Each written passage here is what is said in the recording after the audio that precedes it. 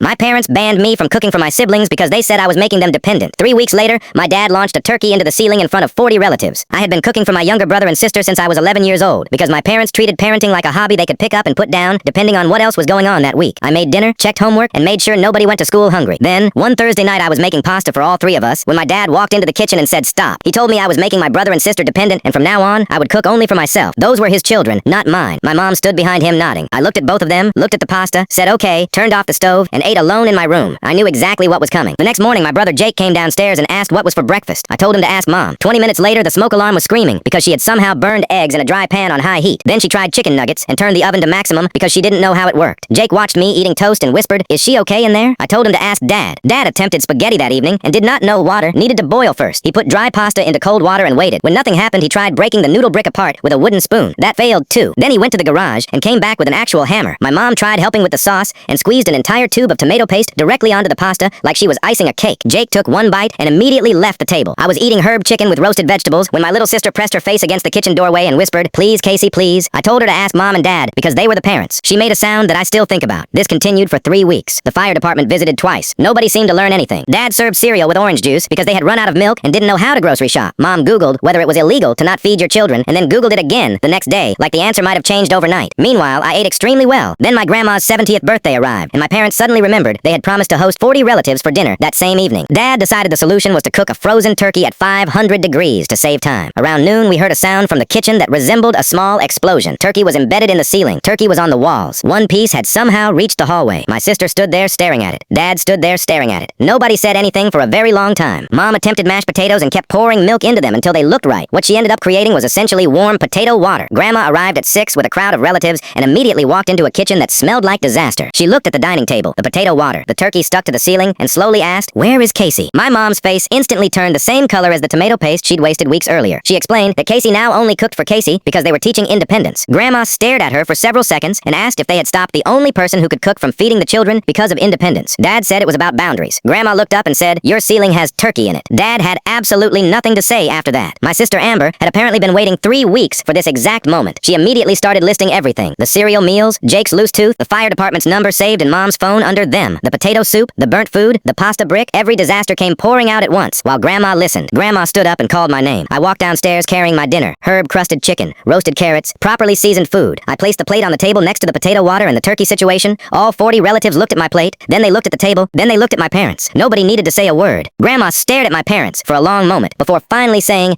"You absolute idiots." That was the end of the independence rule.